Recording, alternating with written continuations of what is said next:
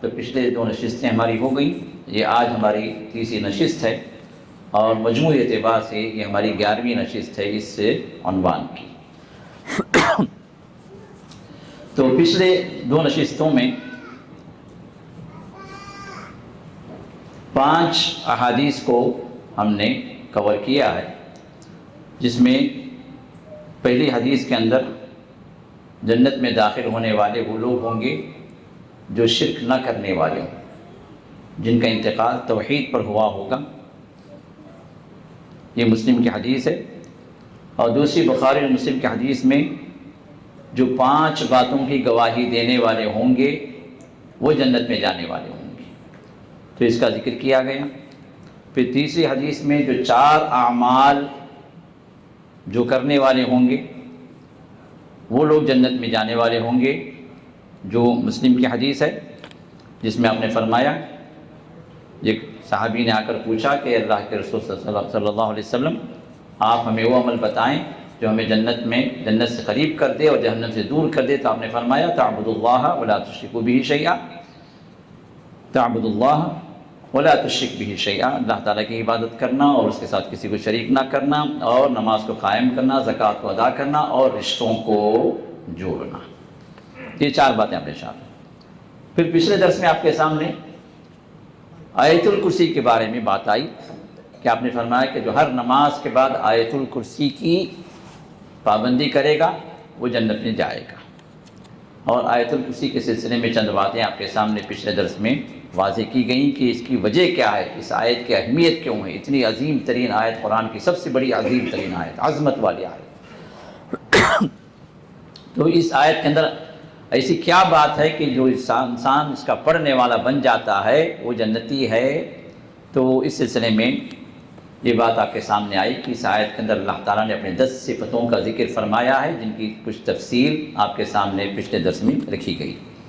پھر 5ویں حدیث کے اندر یہ بات آئی کہ رسول اللہ صلی اللہ علیہ وسلم نے ارشاد فرمایا کہ 30 آیات والی ایک سورت ہے جو اپنے پڑھنے والے کے لیے اللہ تعالیٰ سے شفاعت کرے گی، اور وہ بندہ جنت میں جائے گا، اور وہ ہے سورۃ ملک، جس کو سورۃ تبارک بھی کہا گیا۔ تو یہاں تک ہم پہنچے تھے۔ اب چلیے ہم، کیونکہ احادیث اور بھی بہت ساری ہیں، تو انشاءاللہ اللہ کی توفیق سے دیکھیں آج کی مجلس میں ہم کتنی احادیث کو سمجھ پاتے ہیں۔ تو اس کے بعد والی حدیث ہے جس میں رسول اللہ صلی اللہ علیہ وسلم نے ارشاد فرمایا، عن حضرت جابر بن عبداللہ رضی اللہ تعالی عنہ، آپ ارشاد فرماتے ہیں کہ جابر بن عبداللہ رضی اللہ تعالی عنہما، عنہ نہیں، ان کے والد بھی یہ صحابی ہیں، تو آپ نے فرمایا کہ رسول اللہ صلی اللہ علیہ وسلم نے ارشاد فرمایا، کیا فرمایا؟ القرآن شافع مشفع، قرآن شفاعت کرنے والا ہے اور اس کی شفاعت قبول بھی کی جائے گی، گارنٹی۔ قرآن شفاعت بھی کرے گا اپنے پڑھنے والے کے لیے یا اس پر عمل کرنے والے کے لیے، اور اس کی شفاعت قبول بھی کی جائے گی، اس بات کی بھی گارنٹی ہے، ٹھیک ہے۔ پھر فرمائے وماحل مصدق، وماحل مصدق، اور یہ قرآن گواہی دینے والا ہے اور اس کی سچائی کو قبول کیا جائے گا، کیونکہ کتاب سچی ہے تو اس کی گواہی بھی سچی ہے۔ پھر فرمایا ومن جعلہ امامہ قادہ الی الجنہ، جس نے اس قرآن کو اپنا امام بنایا، اپنے آگے کیا، تو وہ قرآن اس کو لے جائے گا کہاں؟ جنت میں۔ ومن جعلہ خلفہ ساقہ الی النار، اور جس نے قرآن کو پیچھے کر دیا اور وہ خود قرآن کے آگے ہو گیا، اب یہ جو ہے یہ قرآن اس کو کھینچ کے لے جائے گا پیچھے کی طرف سے، کہاں؟ جہنم میں گرائے گا۔ یہ حدیث جو ہے صحیح الجامع الصغیر کے اندر ہے، جس کو علامہ البانی نے صحیح کہا، حسن کہا ہے۔ اب اس میں قرآن کریم کی عظمت بتلائی گئی، کیونکہ قرآن کیا ہے؟ اللہ کا کلام ہے، قرآن اللہ کی صفت ہے، قرآن مخلوق نہیں ہے، عام مخلوقات کی طرح نہیں ہے۔ تو قرآن کریم یہ اللہ کا عظمت والا کلام ہے، اور اس کلام کو اللہ تعالیٰ نے بطور حجت رکھا ہے انسانوں اور جنات کے درمیان میں. جو اس پر ایمان لائے، جو اس کو قبول کرے، جو اس کی تلاوت کرے، جو اس پر عمل کرے، جو اس کو سمجھے، جو اس پر تدبر کرے، جو اس کی طرف دعوت دے، ان سب کے لیے یہ قرآن شفاعت کرے گا. اب جو اس کو ترک کر دے، جو اس پر ایمان نہ لائے یا جو اس کو چھوڑ دے، اس سے ہجر کرے، اس سے دوری اختیار کر لے، تو اس کا مطلب یہ ہوا کہ اس نے قرآن کو پیٹھ پیچھے ڈال دیا. اب ہمارے پاس کیا ہے؟ صرف رمزی طور پر، برکت کے طور پر ہم نے قرآن کو آگے کیا. آگے کیا؟ ہمارے سر کے اوپر رکھ لیتے ہیں ہم لوگ. اوپری جو خانہ ہوتا ہے، سب گھر کے اندر سب سے اونچی جو طاق ہوتی ہے وہاں پر رکھتے ہیں کہ قرآن بہت اونچا ہے، اللہ کا کلام اونچا ہی رہے، ہماری زندگی میں نہ آئے. اور پیٹھ پیچھے کرنے کا مطلب، ہاں پیٹھ پیچھے نہیں کرنا، صحیح بات ہے. اس لیے قرآن کو اگر پیٹھ پیچھے کرو تو بندے کو ہٹا دیتے ہیں، بھائی قرآن کی پیٹھ پیچھے ہے، آپ ہٹو، یا قرآن کو اٹھا کے وہاں سے آگے رکھتے. یہ ہمارے پاس پیٹھ پیچھے. جبکہ پیٹھ پیچھے کا مطلب ہے کہ قرآن کو چھوڑ دیا جائے، اپنی پیٹھ پیچھے ڈال دیا جائے، نہ اس کی تلاوت کی جائے، نہ اس کو سمجھا جائے، نہ اس پر تدبر کیا جائے، نہ غور و فکر کیا جائے، نہ اس سے نصیحت حاصل کی جائے، نہ اس پر عمل کیا جائے، نہ اس کی دعوت دی جائے. اب ایسا بندہ، قرآن اس کے لیے شفاعت نہیں بلکہ شکایت ہے. اور اس قرآن کریم کے اللہ تعالیٰ شکایت بھی سنیں گے، اور اس شکایت کی وجہ سے اس بندے کو جہنم میں پھینکیں گے، اور اس کی شفاعت بھی سنیں گے. اس کی شفاعت کو اللہ قبول کر کے اس بندے کو جنت میں اللہ تعالیٰ لے جائیں گے. تو یہ ہے قرآن جو ہمارے سب کے درمیان میں ہے، بلکہ ہم میں کے ہر گھر کے اندر موجود ہے. اب ہمیں یہ سوچنا ہے کہ اس قرآن کے ساتھ ہمارا تعامل کیسے ہے، اس قرآن کے ساتھ ہمارا کنیکشن کیسے رابطہ ہے ہمارا. کیا یہ قرآن ہمارے لیے شفاعت کرنے والا بنے گا یا شکایت کرنے والا بنے گا؟ یہ دونوں چیزیں ہمارے اختیار میں، ہمارے عمل کے اعتبار سے ہم نے کس طرح کا تعلق قرآن سے جوڑ رکھا ہے، اس کے اعتبار سے فیصلہ ہمارے ہاتھ میں ہے. وہ فیصلہ بعد میں آئے گا، روز قیامت کا فیصلہ بعد میں آئے گا، لیکن اسی دنیا میں ہم خود اپنا فیصلہ کر لے سکتے ہیں ہم نے قرآن کے ساتھ کس طرح کا تعامل کیا. تو لہٰذا اس قرآن کے سلسلے میں ہمیں سوچنا ہے کہ یہ قرآن ہمارے لیے حجت لک او حجت علیک. اب اللہ کے رسول صلی اللہ علیہ وسلم نے کیا ارشاد فرمایا؟ یہ قرآن تو تمہارے لیے گواہ، یہ تمہارے لیے دلیل ہے، تمہارے حق میں یہ گواہی دے گا.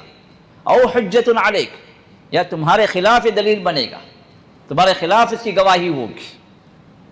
اب خوش نصیب ہیں وہ بندے جن کا تعلق قرآن سے، جو قرآن کو پڑھتے بھی ہیں، غور و فکر کرتے بھی ہیں، سمجھتے بھی ہیں، اس پر عمل کی کوشش بھی کرتے ہیں، دوسروں کو قرآن کی طرف لاتے بھی ہیں. یہ وہ بندے ہیں جن کو رسول اللہ صلی اللہ علیہ وسلم نے ارشاد فرمایا، اہل اللہ، اہل القرآن، اہل اللہ و خاصۃ. قرآن والے یہ اللہ والے، یہ اللہ کے اہل ہیں، یہ اللہ تعالیٰ کے خاندان والے ہیں، یہ اللہ تعالیٰ سے قریب لوگ ہیں. جبکہ ہمیں معلوم ہے اللہ کا کوئی خاندان نہیں ہے. خاندان کہاں سے آتا ہے؟ جہاں بیوی ہو، بیوی سے بچے ہوں، پھر یہ ماں باپ بنتے ہیں، ان بچوں کے والدین بنتے ہیں، پھر ان کے پوتے پوتیاں، نواسیاں ہوتی ہیں، یہ خاندان بنتا ہے. اللہ تعالیٰ کے نہ بیوی ہے، نہ بچہ ہے، نہ باپ ہے، نہ کوئی رشتہ دار ہے. قل هو اللہ احد اللہ الصمد، ہم گواہی بھی دیتے ہیں. اب یہ اہل اللہ کا مطلب کیا ہے؟ اللہ کے خاندان والے، اللہ کے اہل، اللہ کے قریبی، یعنی یہ اللہ تعالیٰ نے اس کلام کو اس دنیا میں رکھا. یہ اللہ کی صفت ہے، اللہ سے جڑی ہوئی چیز ہے. اب اس جڑی ہوئی چیز سے، جڑی ہوئی صفت سے جو انسان اپنے آپ کو جوڑ لیا، وہ گیا جو ہے اللہ تعالیٰ سے جڑ گیا، وہ اللہ کے اہل میں داخل ہو گیا. تو اسی لیے فرمایا کہ اہل القرآنی، قرآن والے نے قرآن کو پڑھنے، قرآن والے کا مطلب کیا ہے؟ قرآن کو پڑھنے والے، سمجھنے والے، یاد کرنے والے، تدبر کرنے والے، غور و فکر کرنے والے، قرآن سے نصیحت حاصل کرنے والے، اپنی زندگی میں امپلیمنٹ کرنے والے اور دوسرے لوگوں کو اس قرآن کی طرف دعوت دینے والے، ان میں سے کہیں بھی آپ شریک ہوئے ہیں ان چیزوں کے اندر، تو انشاءاللہ ہم بھی قرآن والوں میں شامل ہو جائیں گے، اور باتیں نسبت الگ الگ ہوگی، ریشیو الگ الگ بنے گا۔ جتنا زیادہ آپ قرآن کی ان کیٹیگریز سے، قرآن کی ان چیزوں سے آپ منسلک ہوتے جائیں گے، اتنا ہی زیادہ قرآن سے تعلق آپ کا بڑھتا جائے گا، اللہ کے اہل میں اسی اعتبار سے ہم اور آپ داخل ہوں گے۔ جتنا زیادہ دور ہوتے جائیں گے اتنا زیادہ ہم پیچھے ہوتے جائیں گے، قرآن سے ہمارا تعلق کٹتا جائے گا۔ تو اب اس قرآن سے ہمارا تعامل کیسا ہے، اس پر ہمیں غور کرنا ہے، اور جتنا کچھ ہم کٹے ہوئے ہیں ہماری یہ کوشش ہو کہ قیامت کے دن یہ قرآن ہمارے لیے شکایت والا نہ بنے، بلکہ یہ قرآن ہمارے لیے شفاعت والا بنے۔ تو اس کے لیے ہماری کوشش ہو، تو یہ قرآن شفاعت کرے گا اپنے صاحب کے لیے۔ صاحب سے مراد جو صاحب القرآن، عمومی طور پر لوگ کیا کہتے ہیں صاحب القرآن کا مطلب جہاں پر حدیث میں آیا سمجھتے حافظ قرآن سمجھ جاتے ہیں۔ حافظ قرآن جو ہے یہ ایک خاص چیز ہے، جو قرآن کو حفظ کر لے اس کے لیے یہ اجر ہے جو بتایا جاتا ہے۔ وہاں پر رسول اللہ صلی اللہ علیہ وسلم نے صاحب القرآن کا لفظ استعمال کیا۔ صاحب القرآن کا مطلب قرآن والا۔ اب قرآن والا، قرآن کا پڑھنے والا بھی اس میں داخل ہے، قرآن پر تدبر اور اس کے معانی کو سمجھنے اور غور و فکر کرنے والا بھی داخل ہے، قرآن کا حافظ بھی داخل ہے، قرآن پر عمل کرنے والا وہ بھی داخل ہے، قرآن سے نصیحت حاصل کرنے والا وہ بھی داخل ہے، اور قرآن کی طرف لوگوں کو دعوت دینے والا یہ بھی داخل ہے۔ یہ سب اس کے اندر شامل ہیں اور سبھی اس اجر کے مستحق ہیں۔ تو لہٰذا ہم جس اعتبار سے بھی ہم قرآن سے اپنا تعلق جوڑ سکتے ہیں ہمیں جوڑنا چاہیے۔ اب اس کے بعد کی حدیث جو 7ویں حدیث ہے، یہ حدیث بھی مسلم کے اندر موجود ہے۔ جو اس سے پہلے والی جو حدیث جو تھی وہ صحیح ابن حبان کی حدیث تھی، اور ترغیب و ترہیب کے اندر بھی علامہ البانی نے اس کو صحیح کہا۔ اور یہ حدیث جو میں آپ کے سامنے پیش کر رہا ہوں، یہ مسلم کے اندر بھی ہے، ابن ماجہ کے اندر بھی ہے۔ اور اس حدیث کے اندر حضرت ابو ہریرہ رضی اللہ تعالیٰ عنہ ارشاد فرماتے ہیں، قال رسول اللہ صلی اللہ علیہ وسلم، کہ رسول اللہ صلی اللہ علیہ وسلم نے ارشاد فرمایا، اذا قرأ ابن آدم السجدۃ فسجد، جب ابن آدم یعنی انسان، یہاں سے انسان سے مراد ایک مسلمان، ہر انسان نہیں، ایک مسلمان، جب سجدے کی آیت پڑھے اور سجدہ کرے، اعتزل الشیطان یبکی، تو شیطان ایک گوشے میں ہو جاتا ہے اور رونا شروع کرتا اور کہتا یا ویلا، ہائے میری بدبختی، ہائے میری خرابی۔ وفی روایت یا ویلی، ہائے میری بدبختی۔ امر ابن آدم بالسجود، سجدے کا حکم اس انسان کو دیا گیا، ابن آدم کو دیا گیا، فسجد، اور اس نے سجدہ کر لیا، فلہ الجنہ، تو اس کے لیے جنت ہو گئی، جنت کا حقدار بن گیا۔ وَأُمِرْتُ بِالسُّجُودِ، اور مجھے بھی سجدے کا حکم دیا گیا، فَأَبَيْتُ، تو میں نے انکار کر دیا، فَلِيَ النَّارُ، تو میرے لیے جہنم ہے۔ یہ حدیث مسلم کی۔ تو اس حدیث میں چند باتیں، پہلی بات تو یہ ہے کہ اللہ تعالیٰ نے اپنے کلام پاک کے اندر چند سجدوں کی آیات کو اللہ نے رکھا، تو ان آیات کی تلاوت کے وقت ہمیں اور آپ کو سجدہ کرنا چاہیے۔ یہ آیتیں قرآن کریم کے اندر جو آیات السجود ہیں، جس پر پڑھ کر جن آیات کو ہمیں سجدہ کرنا بتایا گیا ہے، وہ 15 ہیں یا 14 ہیں۔ 14 جو ہے فقہی اختلافات کے اعتبار سے، اب حنفی شافعی کا بٹوارہ تو ہر جگہ ہوتا رہتا ہے، تو یہاں پر بھی وہی اختلاف آ گیا۔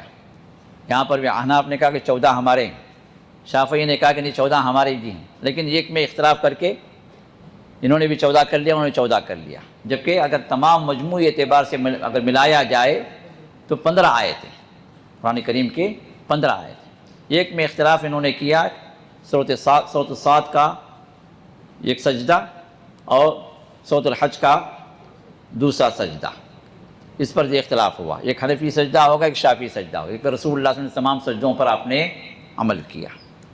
اب بہرحال اللہ ہدایت دیں۔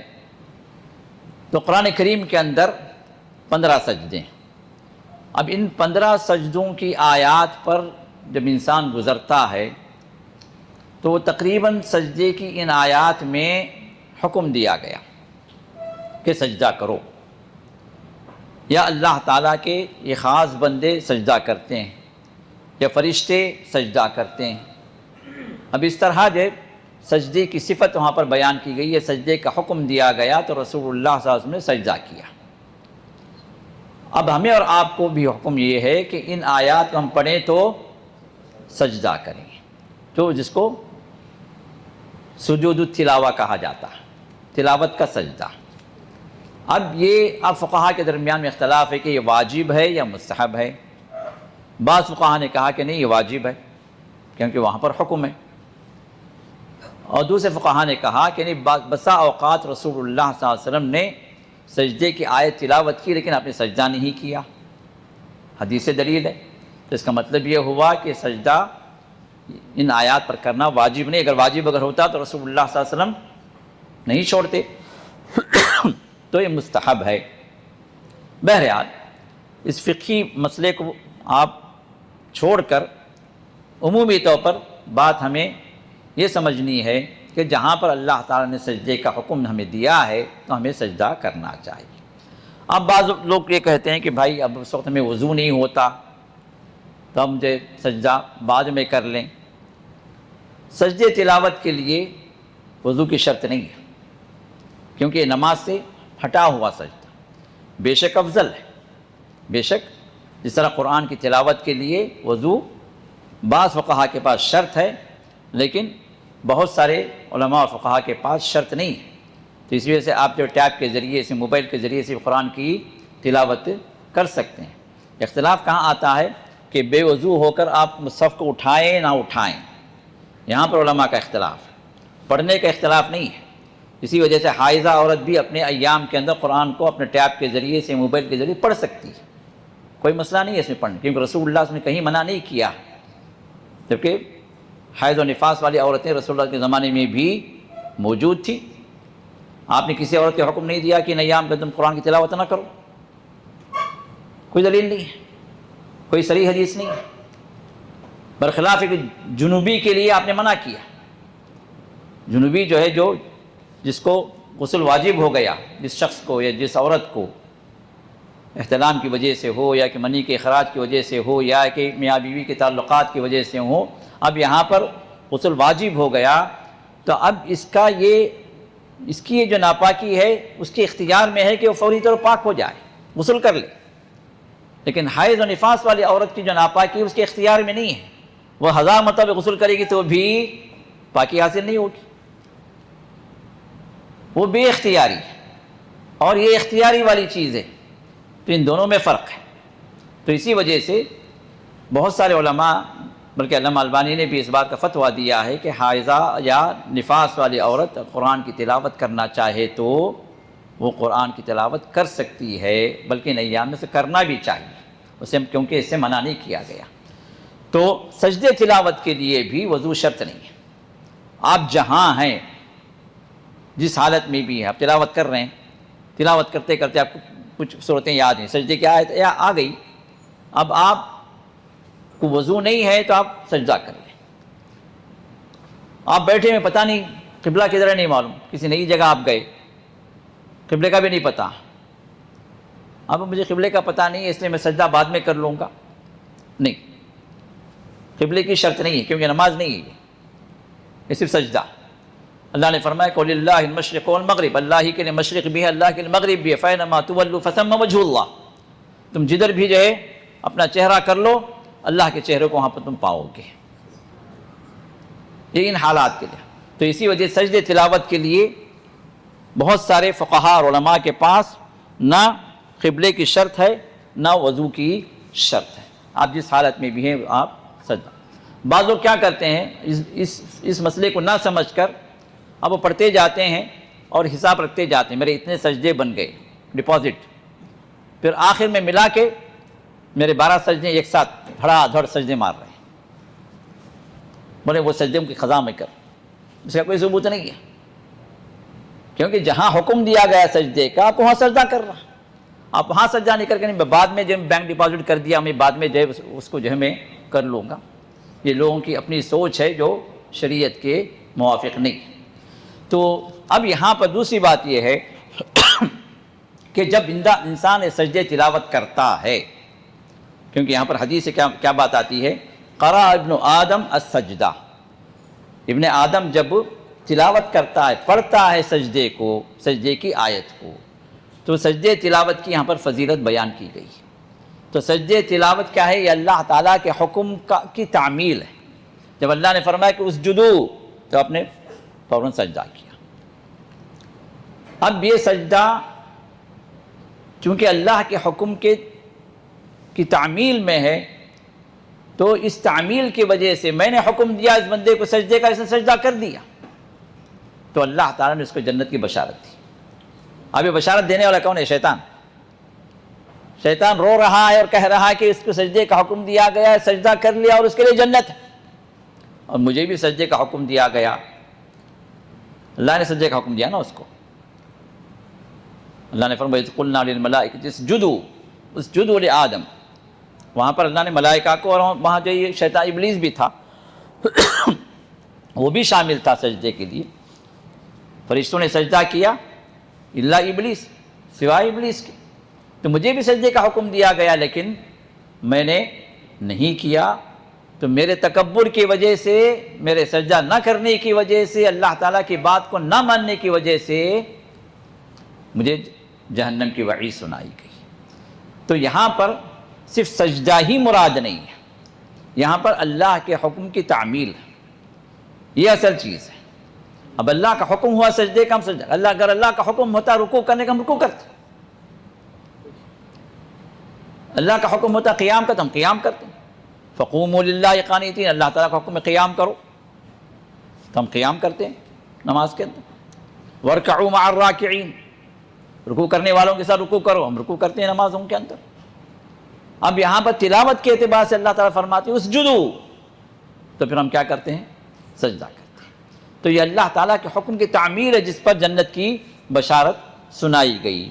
اور اسی طرح بعض لوگ جو سجدہ جو ہے وہ جو کرتے ہیں، وہ کیا کرتے ہیں؟ قرآن کریم پڑھتے پڑھتے کیا کرتے ہیں؟ وہ اپنے ہاتھ میں رکھ لیتے ہیں قرآن مصحف کو، اور ایک ہاتھ میں مصحف ہے، اب ایک ہاتھ سجدہ کر رہے ہیں، یہ اس کو اٹھائے رکھیں۔ ان کو یہ بھی ہے کہ بھائی مصحف کا ادب ہے تو اسے زمین کو نہیں لگنا چاہیے، اب ہاتھ اوپر اٹھا ہوا ہے، یا کہ ہاتھ میں مصحف پکڑے پکڑے ایسے سجدہ کرتے ہیں، ایک ہاتھ ایسے ہے اور ایک ہاتھ ایسے الٹا، یہ جائز نہیں ہے۔ سجدہ جو کس پر ہونا چاہیے؟ 7 اعضاء پر ہونا ہے، 7 اعضاء، بلکہ اگر ناک اور پیشانی کو الگ الگ کریں تو کتنے اعضاء ہو گئے؟ 8 اعضاء ہو گئے، 2 آپ کے پیر، 2 گھٹنے، یہ 2 ہتھیلیاں، اور پیشانی اور ناک، پیشانی اور ناک کو حدیث میں یہ قرار دیا گیا۔ اب اس کے اندر بھی بعض لوگ سجدہ کرتے ہیں، ناک اٹھائے رکھتے ہیں، پیشانی لگ جاتی ہے، ناک اٹھی ہوئی رہتی ہے۔ اب اس میں کیا ہوا؟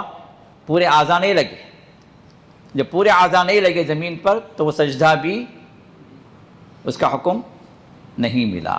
تو لہذا سجدہ اسی طرح ہونا چاہیے جس طرح ہمیں حکم دیا گیا، اور اس کی تعمیل میں اللہ تعالیٰ نے ہمیں کیا سنایا ہے؟ جنت کی بشارت سنائی۔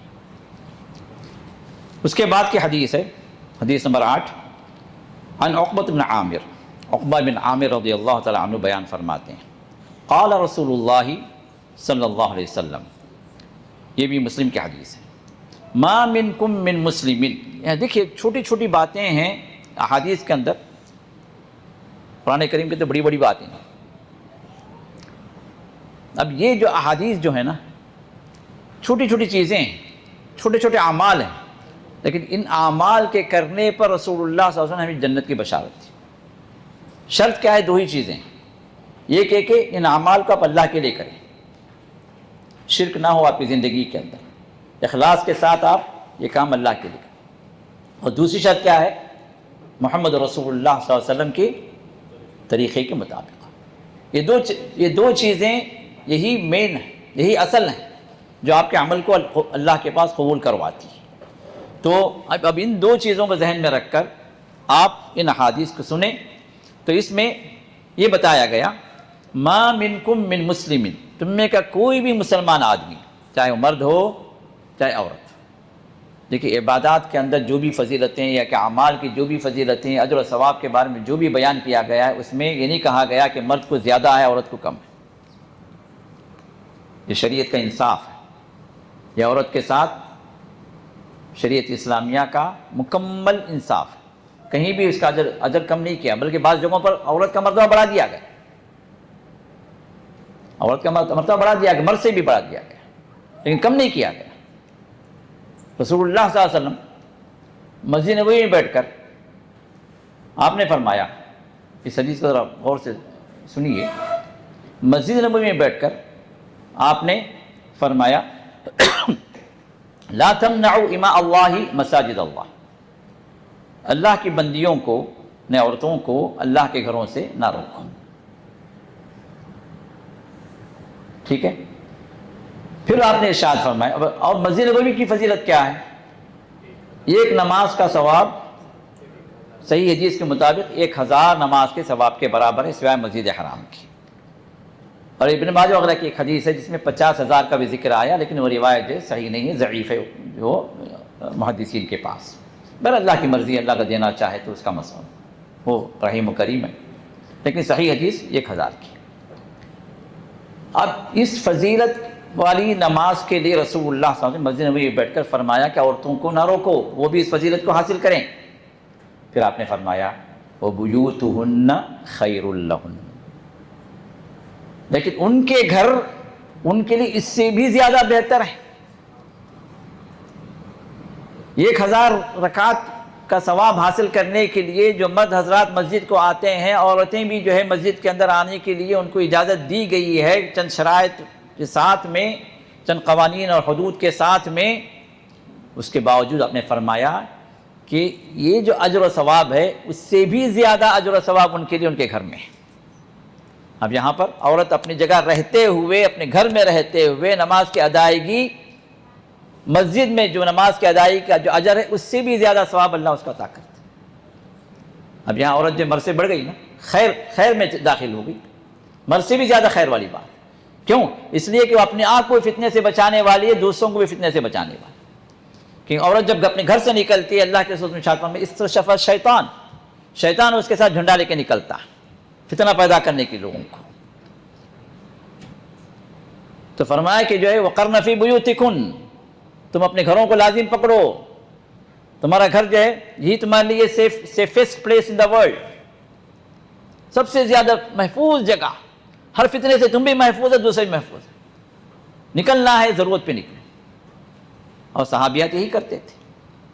اب یہ اور بات ہے کہ آج کے دور کا ایک فیشن بن گیا، شیطان ہر جگہ جو ہے اپنا جھنڈا بلند کیا ہوا ہے، اور اسی کا غلبہ ہر جگہ ہے۔ اب یہاں پر عورت کو زبردستی نکالا جاتا ہے، اور پھر عادت اتنی ہو جاتی ہے کہ عورت اگر ایک دن اگر باہر نہ نکلے تو پھر جو کہتے مجھے حبس ہو رہا ہے، گھر کے اندر بور ہو رہا ہے، باہر کی ہوا ہی نہیں کھائی میں، باہر کی دنیا نہیں دیکھی، 2 دن گزر گئے میرے، ضرورت ہی نہیں رہی نکلنے کی۔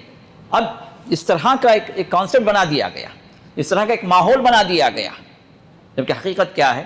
مسجد سے بھی اس کو روکا گیا ہے، بلکہ روکنے کا حکم نہیں دیا گیا، لیکن فرمایا کہ نہیں، تمہارے لیے کہ اپنے طور پر تم جو ہے خود ہی جب روک لو، جو خیر تم مسجد پہنچ کے حاصل کرنا چاہتے اس سے زیادہ خیر، اس سے زیادہ اجر تمہارے لیے اپنے گھر کے اندر ہے۔ حضرت عمر رضی اللہ عنہ کی محترمہ، آپ کی زوجہ، وہ مسجد میں آ کر نماز ادا کرتی تھی، تو دوسری خواتین نے کہا کہ تمہارا مسجد کو آنا یہ جو ہے حضرت عمر کو پسند نہیں ہے۔ پسند نہیں ہے اس دور میں. وہ دور جو ہے عصمت و حشمت کا دور تھا، پاک بازی کا دور تھا، اور یہ صحابیات ہیں، دنیا کی سب سے جو عظیم ترین مخلوق کی عظیم ترین بیویاں. اور اس دور میں حضرت عمر کو کراہت تھی کہ ان کی بیوی مسجد کو جائے. تو جو خواتین نے کہا کہ حضرت عمر کو پسند نہیں ہے نا کہ تم مسجد کو آئے، تو انہوں نے کہا پھر وہ کیوں نہیں روکتے مجھے؟ جواب کیا ہے؟ ٹھیک ہے پسند نہیں تو روکنا چاہیے نا. ان کو روکنے کے لیے صرف یہ حدیث مانے لا تمنعوا اماء اللہ مساجد اللہ. اللہ کے رسول نے فرمایا کہ کوئی بندی اللہ کی بندی اللہ کے گھر کو جانا چاہے تو روکو نہیں.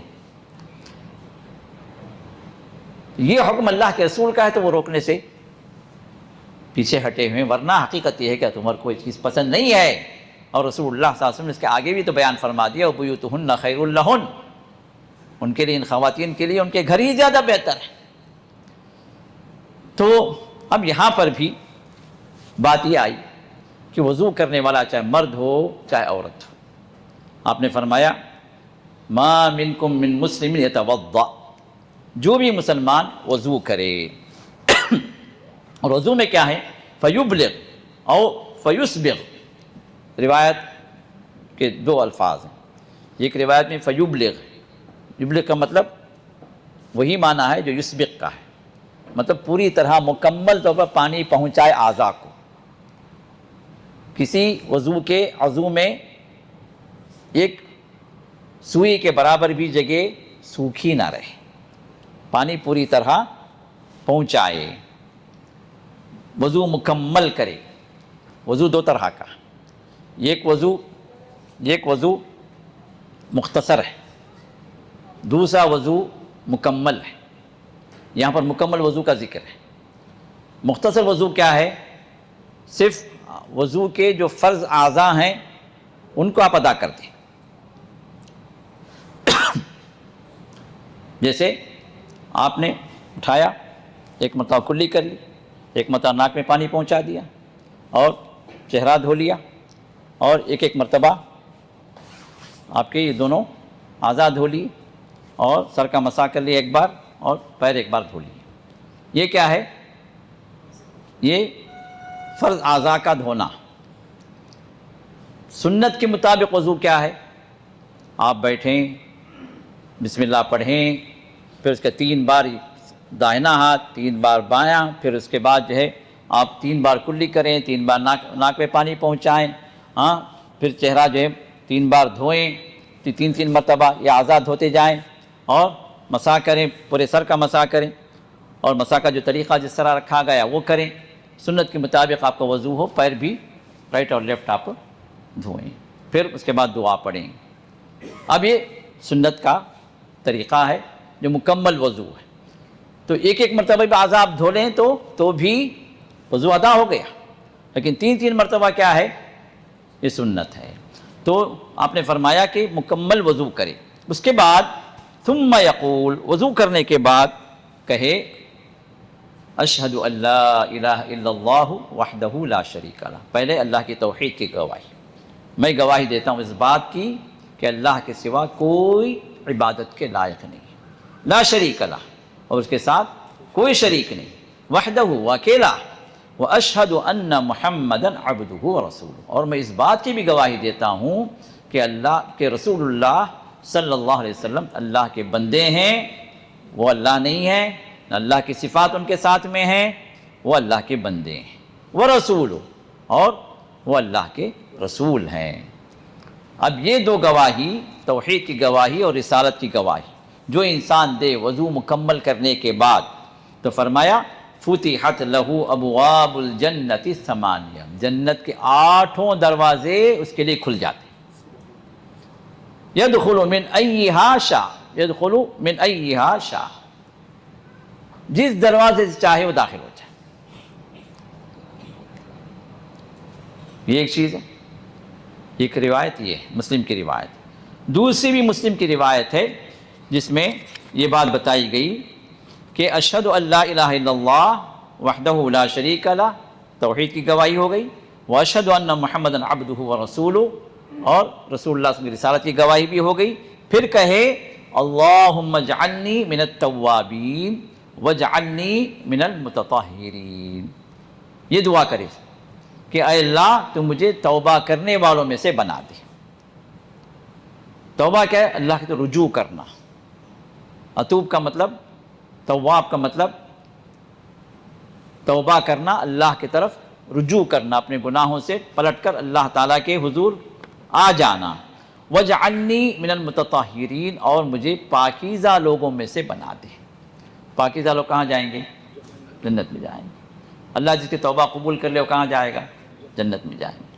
تو یہ دعا انسان جب وضو کے بعد کرتا ہے تو یہاں پر بھی وہی الفاظ آئے ہیں، فتحت لہو ثمانیۃ ابواب من الجنہ، جنت کے 8 دروازے بھی اس کے لیے کھول دیے جاتے ہیں. یدخل من ایہا شاء، جس دروازے سے چاہے وہ داخل ہو جائے. تو اب کتنی باتیں ہو گئیں؟ وضو مکمل کرے، اور وضو کے بعد اشہد ان لا الہ الا اللہ وحدہ لا شریک لہ واشہد ان محمدا عبدہ ورسولہ. یہ تو ہم پڑھتے ہیں نماز میں، جب ہم تحیات کے بعد یہ گواہی دیتے ہیں، یہ تو ہم پڑھتے ہیں نماز میں، تو یہاں بھی پڑھنا چاہیے. یہ ایک ہو گیا. نمبر 2 دعا کرنی کون سی؟ اللہم اجعلنی من التوابین واجعلنی من المتطہرین. یہ دوسری دعا. 8 دروازے کھل گئے آپ کے. اور تیسری بات یہ ہے کہ رسول اللہ صلی اللہ علیہ وسلم نے ایسے موقع پر وضو کے بعد بھی آپ سے یہ بات مروی ہے کہ سبحانک اللہم وبحمدک اشہد ان لا الہ الا اللہ. سبحانک اللہم وبحمدک جو ہم کفارۃ المجلس جو پڑھتے ہیں، سبحانک اللہم وبحمدک اشہد ان لا الہ الا انت استغفرک واتوب الیک. سبحانک اللہم وبحمدک اشہد ان لا الہ الا اللہ استغفرک واتوب الیک. تو یہ جو کلمات ہیں جو کفارۃ المجلس کے اعتبار سے ہم پڑھتے ہیں، یہی کلمات، اس میں اللہ کی تسبیح بھی ہے، اللہ کی توحید کی گواہی بھی ہے، ہمارے گناہوں کی معافی بھی. استغفرک، میں تجھ سے مغفرت طلب کرتا ہوں، واتوب الیک، اور میں تیرے تو رجوع بھی کرتا ہوں، واپس بھی پلٹتا ہوں. یہ کلمات بھی اس موقع پر پڑھنا وارد ہے. یہ تیسرا ذکر ہے. اور ان کلمات کے بارے میں عام طور پر ہمارے پاس جو ہے یہ کفارۃ المجلس کے نام سے ہی مشہور ہیں. جبکہ حضرت عائشہ ارشاد فرماتی ہیں رضی اللہ تعالی عنہا کہ رسول اللہ صلی اللہ علیہ وسلم کو میں نے ہمیشہ دیکھا کہ جب بھی آپ نماز سے فارغ ہوتے آپ یہ کلمات پڑھتے، سبحانک اللہم بحمدک اشہد ان لا الہ الا انت استغفرک واتوب الیک. یہ کلمات میں نے آپ کو جب بھی نماز سے فارغ ہوتا. اب یہ نماز آپ گھر میں جو پڑھتے کون سی نماز تھی؟ فرض یا نفل؟ نفل نماز. تو جو بھی نفل سنت آپ پڑھیں اس کے بعد اس ذکر کو پڑھیں. اسی طرح آپ نے فرمایا کہ جب بھی آپ قرآن کی تلاوت ختم کرتے تو بھی میں ان کلمات کو آپ سے سنتی. قرآن کی تلاوت ختم کرنے کے بعد ہمارے پاس کیا ہے روٹین؟ صدق اللہ العظیم. ہاں ہو گیا بھائی، قرآن کی تلاوت ہو گئی. یہ کہاں سے لائے بھائی؟ یہ صدق اللہ العظیم والی یہ کلمات پوری احادیث آپ تلاش کرنے کہیں نہیں ملیں گے آپ کو. یہ موجودہ دور کی ایک بدعت ہے، قرآن کے اختتام پر یہ صدق اللہ العظیم پڑھنا. جبکہ سنت کیا ہے؟ یہ سنت چھوڑ دی گئی، بلکہ ہم کئی ان کو معلوم بھی نہیں. ہمارے پاس بڑے بڑے علماء ہیں وہ بھی نہیں بیان کرتے اس چیز کو. ہاں جی، آپ بھی پہلی بات سنتے ہیں. قرآن کی تلاوت کے اختتام میں سبحانک اللہم وبحمدک اشہد ان لا الہ الا انت استغفرک واتوب الیک، یہ رسول اللہ صلی اللہ علیہ وسلم حضرت عائشہ فرماتے. اور یہ حدیث جو ہے یہ حدیث صحیح الجامع کی ہے، علامہ البانی نے صحیح کہا ہے اس حدیث کو. تو اب کتنی جگہوں پر جو ہے اب یہ ذکر کتنی جگہوں پر پڑھنا؟ 4 جگہوں پر. ایک تو کفارۃ المجلس. کفارۃ المجلس میں آپ نے 2 باتیں ارشاد فرمائیں. اگر اس مجلس کے اندر خیر ہی کی باتیں ہوئی تو یہ اجر و ثواب آپ کے لیے اللہ تعالیٰ ایک خصوصی ایک پیک میں اللہ تعالیٰ اس کو پیک کریں گے، اس پر سیل لگائیں گے اور آپ کے لیے اس کو محفوظ کر دیں گے قیامت کے دن. پھر وہ آپ کے لیے وہ اجر و ثواب والا پیک کھولا جائے گا. ایک خصوصی پیک ہو گیا. یہ ایک سرپرائز گفٹ جو دیتے ہیں تو بچے خوش ہو جاتے ہیں نا، تو اسی طرح یہ ہمارے لیے ہوگا. نمبر 1، اگر اس مجلس کے اندر لہو و لغت ہوا، بیکار کی باتیں، ادھر ادھر کی باتیں، ہنسی مذاق، یہ وہ جو ہوتا ہے نا ہمارے مجلسوں کے اندر، اس کے بغیر ہماری مجلس ہوتی ہی نہیں، ورنہ وہ مجلس کیا ہوتے، کیا بورنگ تھی بھائی یہ۔ اب وہ مرچی مسالے ہونا ہی ہے ہم کو۔ اب مرچی مسالوں کا کو ریکٹیفائی کرنے کے لیے، اس کو پاک کرنے کے لیے کلمات ہیں۔ اس مجلس میں جو کچھ بھی گناہ والی باتیں ہوئی، جو کچھ بھی ہوئی، اب آپ آخر میں اٹھتے اٹھتے اللہ سے مغفرت طلب کریں، استغفرک و اتوب الیک، اے اللہ میں تیرے سے رجوع کر رہا ہوں، میں معافی مانگتا ہوں، معاف کر دے، ہو گیا، معاف ہو گیا۔ یہ 2 فائدے ہیں اس کے۔ تو ایک تو کفارۃ المجلس اس موقع پر، دوسرا وضو کے بعد، تیسرا نماز کے بعد، نفل اور سنت نماز کے بعد، چوتھا تلاوت قرآن پاک۔ یہ 4 موقعوں پر ان کلمات کو، اس تسبیح کو پڑھنے کے لیے ہمیں کہا گیا، تو ہمیں پابندی کرنی ہے انشاءاللہ۔ آج سے جن کو بھی نہیں معلوم ہوا، آج معلوم ہو گیا، اس کی پابندی کریں۔ چوتھی بات یہ ہے، وضو کے بعد چوتھی چیز کیا ہے؟ حضرت ابو موسیٰ اشعری رضی اللہ تعالیٰ عنہ سے یہ روایت موجود ہے، ترمذی کے اندر موجود ہے، اور علامہ ابن القیم نے اور اسی طرح امام نووی نے اس کو صحیح کہا، بعض علماء نے اس کو ضعیف بھی کہا، علامہ البانی نے ضعیف کہا اس کو، لیکن ایک تسبیح کے اعتبار سے، دعا کے اعتبار سے انسان اس کو کر لے، اس میں کوئی حرج نہیں، کیونکہ بعض علماء نے اس سے، بعض محدثین نے اس حدیث کو صحیح بھی کہا ہے، اور وہ کیا ہے کہ 3 باتوں کی دعا کری۔ ابو موسیٰ اشعری رضی اللہ عنہ سے یہ روایت موقوفاً علامہ البانی صحیح کہا۔ اب وہ دعائیں کیا ہیں؟ وضو کے بعد آپ کہیں 2 دعائیں تو پہلے کر چکے ہیں آپ، کون سی دعائیں؟ نہیں، وہ تو گواہی دی ہے، 2 گواہی آپ نے دی، توحید کی گواہی، رسالت کی گواہی، اشہد ان لا الہ الا اللہ وحدہ لا شریک لہ واشہد ان محمد عبدہ ورسولہ۔ ایک تسبیح بھی پڑھ چکے، سبحانک اللہم، اور 2 دعائیں بھی آپ کر چکے، اللہم اجعلنی من التوابین واجعلنی من المطہرین۔ اب یہ اس ذکر میں یہاں پر 3 دعائیں جو حضرت ابو موسیٰ اشعری رضی اللہ عنہ ثابت ہے، وہ کیا ہے؟ اللہم اغفر لی ذنبی ووسع لی فی داری وبارک لی فی رزقی۔ بڑی بہترین دعا ہے۔ اللہم اغفر لی ذنبی، اے اللہ تو میرے گناہ کو معاف کر دے، ووسع لی فی داری، اور میرے گھر کے اندر تو وسعت عطا کر، برکتیں عطا کر۔ اس سے مراد بڑا محل عطا کر وہ نہیں مراد، اس سے آپ کی چھوٹی جھوپڑی ہوگی، لیکن اللہ تعالیٰ جب وسعتیں دیتے ہیں تو وہ جھوپڑی آپ کے لیے محل سے زیادہ جو ہے آپ کے لیے خیر و برکت والی بن جاتی ہے۔ بڑا کسی انسان کا پیلس ہوگا، قصر ہوگا، لیکن اس کے اندر وحشت ہوگی، اس کے اندر رہنے کی تیاری نہیں ہوگا۔ تو جگہ بڑی ہونا اہم نہیں ہے، اللہ کی برکتوں سے، اللہ کی رحمتوں سے مالا مال ہونا، لبریز ہونا، یہ اہم ہے۔ تو وسع لی فی داری، میرے گھر کے اندر تو وسعت عطا کر۔ مطلب انسان گھر کو آتا ہے، بڑا پیسے والا ہوتا ہے، سب کچھ ہوتا ہے، بڑا گھر ہوتا ہے، لیکن جب گھر میں آتا ہے تو وحشت ہوتی ہے، اس میں گھر تنگ ہو جاتا ہے، اس کے لیے پریشان رہتا ہے۔ باہر جاتا ہے، بڑی راحت ملی بھائی مجھے، دوستوں میں رہتا ہے، ہنستا کھیلتا ہے، گھر کو آتا ہے تو انقباض ہوتا ہے، گھر کے اندر جو ہے ٹینشن، پریشانی، نیند نہیں آتی، کسی کا چہرہ دیکھنے کی تیار نہیں ہو۔ تو وسع لی فی داری، میرے گھر کے اندر تو وسعتیں عطا کر، برکتیں عطا کر۔ اور چونکہ جب عام طور پر وضو انسان کہاں کرتا ہے؟ مسجدوں میں تو اب بنے ہیں یہ وضو خانے، غسل خانے، اور جو ہے یہ حمام خانے، ورنہ پرانے دور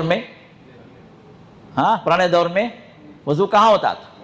گھروں میں ہوتا تھا، گھروں ہی میں نفل کی ادائیگی اللہ کے رسول نے فرمائی۔ فرض کے لیے آپ کو نکلنا مسجد کے لیے، ورنہ وضو بھی گھر میں اور نفل اور سنت بھی گھر میں، یہی اللہ کے رسول کی سنت تھی، یہی صحابہ کی سنت تھی۔ اب چونکہ گھر ہی میں آپ وضو کر رہے ہیں تو وہاں پر گھر کی برکت کے لیے دعا ہو۔ اور تیسری دعا کیا ہے؟ وَبَارِكْ لِي فِي رِزْقِي، اے اللہ تو میرے رزق میں برکت عطا کر، میرے رزق کو بڑھا دے۔ برکت 2 چیزوں سے، ایک حصی ہے، ایک معنوی۔ حصی کیا ہے؟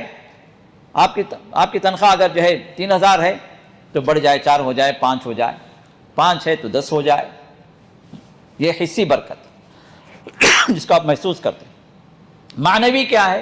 جتنی ہے اتنی ہے، لیکن آپ کی 3000 کے اندر اللہ تعالیٰ اتنی برکت دیتے ہیں کہ کسی کی 15000 ہے، اس میں اتنی برکت نہیں ہوتی۔